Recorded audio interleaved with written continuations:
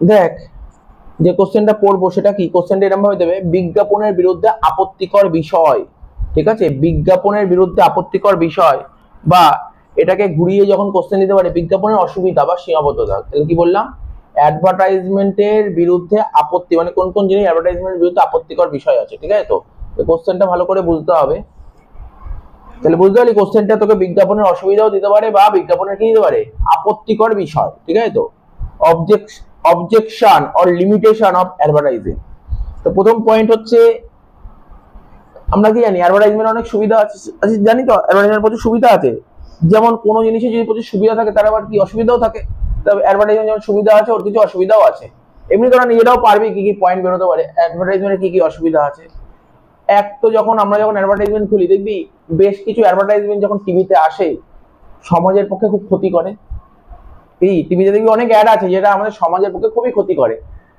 অনেক অ্যাড আমাদের দেখা উচিত নয়, বুঝতে পারছি, এরকম অনেক অনেক কিছু অ্যাড আছে যেটা সমাজের পক্ষে ক্ষতি করে। যেমন ধরে ফর এক্সাম্পল বলছি, এই যে যখন এই যে আইপিএল খেলা হচ্ছিল যখন, তখন দেখবি একটা অ্যাড দিচ্ছিল মাই মাই ইলেভেন সাইকেল বলে একটা আছে, টিম ইলেভেনে অ্যাড দিচ্ছিল ধোনি, ঠিক আছে। তো এরকম প্লেইং ইলেভেন বিভিন্ন রকমের সাইড অ্যাড, এটা কিন্তু সমাজের পক্ষে অনেকটা ক্ষতি, ঠিক আছে, ক্ষতিই বেশি, ভালো হচ্ছে ক্ষতিটাই বেশি, ঠিক আছে। তো তারপর অনেক কিছু এইগুলো এইগুলো ভালো জিনিস নয়। তারপর আরো অনেক কিছু অ্যাড দেয়, আরো অনেক কিছু অ্যাড দেয়, তোরা দেখতে পারবি, তোদের বিজনেস স্টাডিজে দেখবি যে বই আছে বইয়ের পেছনে দেখবি কিছু অ্যাড দিয়েছে। আমি অ্যাডের নাম বলছি, কয়েকটা অ্যাডের নাম বলে দিচ্ছি।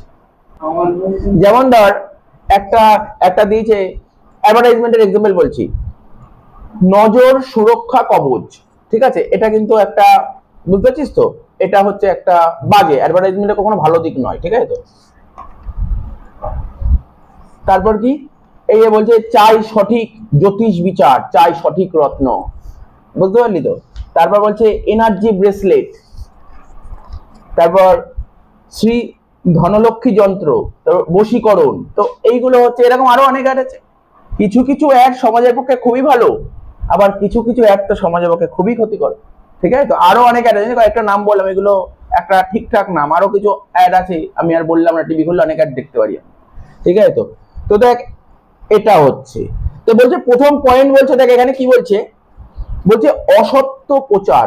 যে অসত্য প্রচার বেশিরভাগ ক্ষেত্রে, মানে ম্যাক্সিমাম টাইম কি হয়, বিজনেসম্যানরা নিজেরা যেই পণ্যটা তৈরি করবে সেই পণ্যের গুণাগুণ সম্পর্কে, মানে গুণ সম্পর্কে অসত্য তথ্য অ্যাডভার্টাইজমেন্টে পরিবেশন করে। মানে দেখবি সমস্ত ইনফরমেশন দেয় না, কিছু কিছু তথ্য লুকিয়ে রাখে, কিছু ইনফরমেশন লুকিয়ে রাখে। বলছে অসত্য তথ্য বিজ্ঞাপনে পরিবেশন করে, ফলে ক্রেতারা পণ্য ক্রয়ে প্রতারিত হয়। বুঝতে পারলি পয়েন্টের মানে কি, অসত্য প্রচার। ধর তুই একটা পণ্য তৈরি করলি, তুই ম্যানুফ্যাকচার, তুই একটা পণ্য তৈরি করলি, তো পণ্য সম্পর্কে ডিটেলস জানাতে হবে। তো কিছু জিনিস তুই লুকিয়ে রাখলি, তো মানে তুই জানালি না, যারা বিজ্ঞাপনটা দেখছে তাদেরকে তুই জানালি না, অর্থাৎ অসত্য, বা তুই সঠিকটা জানালি না, ভুলটা জানিয়ে দিলি, অসত্য তথ্য প্রকাশ করে দিলি, ঠিক আছে। তো ফলে যারা ওই জিনিসটা কিনতে হবে তারা প্রতারিত হচ্ছে। এবারে পণ্য মূল্য বৃদ্ধি, নর্মাল ব্যাপার, এটা অ্যাডভার্টাইজমেন্টের বিশাল বড় অসুবিধা।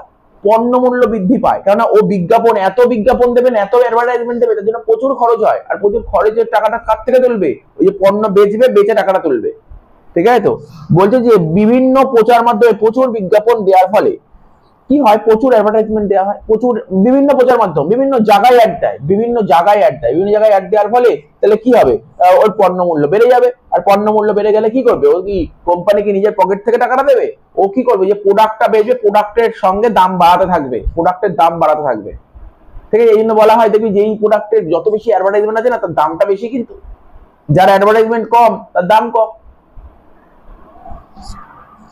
একচেটিয়া বাজার সৃষ্টি, অ্যাডভার্টাইজমেন্ট বলে ফলে কি হয়, বড় বড় ব্যবসায়ীরা ছোট ছোট ব্যবসায়ীদের, ঠিক আছে তো, বাজার থেকে সরিয়ে দিচ্ছে, ঠিক আছে। তো তো অ্যাডভার্টাইজমেন্টের ফলে বড় বড় বিজনেসম্যানরা কি করে, ছোট ছোট যারা বিজনেসম্যান আছে তাদের বাজার থেকে সরিয়ে দিচ্ছে, ঠিক আছে, বাজার থেকে সরিয়ে দিচ্ছে। ফলে একচেটিয়া কারবার, একচেটিয়া মানে জানিস, আমি একচেটিয়াকে বাংলায় ইংলিশে বলছি কি বলে, একচেটিয়াকে বলে মনোপলি। এবার মনোপলিকে তুই একটু ভালো করে ভাবিস, মনো একা, পলি বিক্রেতা, মনো মানে একা, পলি মানে বিক্রেতা, ঠিক আছে।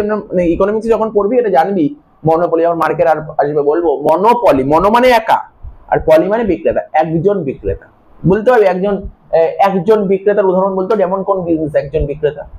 বল, পারি বলতে?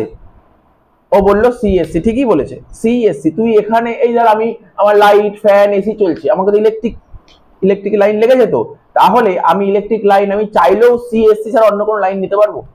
আমি এখানে আছি, পারবো না, কোনোদিন পারবো না। আর একটা উদাহরণ বলছি, ইন্ডিয়ান রেলওয়ে।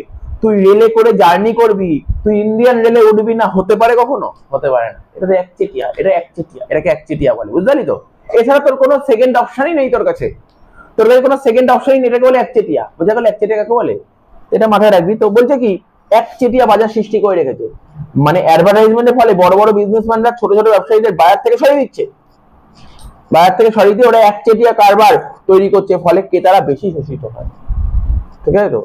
ওই যে নৈতিক মানের অবনতি, বলছে কুরুচিপূর্ণ বিজ্ঞাপন, যেটা আমি প্রথমেই শুরুতেই কিন্তু আমি এক্সাম্পলটা দিলাম। বলছে কুরুচিপূর্ণ বিজ্ঞাপন মানে বুঝিস তো, খারাপ বিজ্ঞাপন। দেখবি কিছু কিছু বিজ্ঞাপন দেখবি বাড়িতে বাচ্চাদের নিয়ে দেখা যায় না, টিভি করলে অনেক বিজ্ঞাপন দেখা যায় না বাড়িতে বাচ্চাদের নিয়ে। তো বলছে কুরুচিপূর্ণ বিজ্ঞাপন, এমন কিছু অ্যাডভার্টাইজমেন্ট আছে যেটা সমাজের নৈতিক মান ও মূল্যবোধকে নষ্ট করে। ঠিক আছে তো? অনেক বিজ্ঞাপন আছে, তো টিভি গুলো দেখতেই পারিস। তো বলছে কি, কারবারের সুনাম নষ্ট।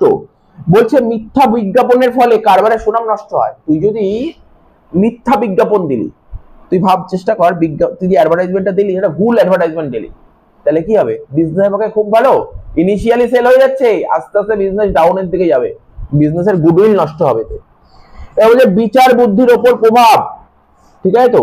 সূক্ষ্ম বিজ্ঞাপন কৌশল ক্রেতাদের স্বাধীন বিচার বুদ্ধিকে প্রভাবিত করে,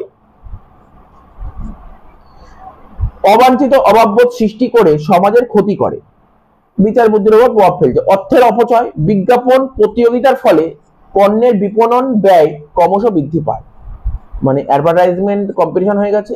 বলছে বিজ্ঞাপন প্রতিযোগিতার ফলে, বিজ্ঞাপন কি হচ্ছে, প্রতিযোগিতার ফলে পণ্যের বিপণন ব্যয় ক্রমশ বৃদ্ধি পায়, ফলে এটি সামাজিক অপব্যয়ে পরিণত হয় এবং অর্থের অপচয় ঘটে। একটা উদাহরণ দিচ্ছে, এই উদাহরণটা ভালো লাগবে ওদের। বলছে নেশায় আসক্তিকরণ। ঠিক আছে তো? বলছে নেশায় আসক্তিকরণ, নেশা মানে অ্যাডিকশন যেটাকে বলছে। বলছে কখনো কখনো অ্যাডভার্টাইজমেন্ট মানুষকে নেশায় আসক্ত করে, মানে নেশাগ্রস্ত করে ফেলে। বিজ্ঞাপনও কিন্তু অ্যাডভার্টাইজমেন্ট, বুঝতে পারলি তো? তারা বলছে কি, যেমন বিভিন্ন ব্র্যান্ডের মাদক দ্রব্যের বিজ্ঞাপন। মাদক দ্রব্য মানে বুঝতে, যে সমস্ত টোবাকো গুলো হয়, টোবাকো, তামাক। ঠিক আছে তো? তো ও তো বললো, ভালো উদাহরণ বললো, বিমল। ঠিক আছে তো? দেখবি অজয় দেবগন অ্যাড দেয়। তো বলছে বিভিন্ন ব্র্যান্ডের মাদক দ্রব্যের বিজ্ঞাপন থেকে বহু মানুষ, ঠিক আছে তো, মাদক দ্রব্য, তারপর দেখবি, যদিও এটা মানে টিভিতে খুব একটা অ্যাড দেয় না, তবু দেয় অবশ্যই দেয়, আইপিএল খেলার সময় দেয়। তো আইপিএল আগে কি ছিল, রয়্যাল চ্যালেঞ্জার্স ব্যাঙ্গালোর তো ছিল কিংফিশারের মালিক, বুঝতে পারছিস তো? এরকম প্রচুর ব্র্যান্ডের দেয়, দেখে সবাই অ্যাট্রাক্ট হয়ে যায়, বুঝতে পারলি তো? এরকম অনেক কিছুই আছে। বলছে নেশায় আসক্তিকরণ, এই পয়েন্টটা ভালো পয়েন্ট, এটা মনে রাখতে পারবি।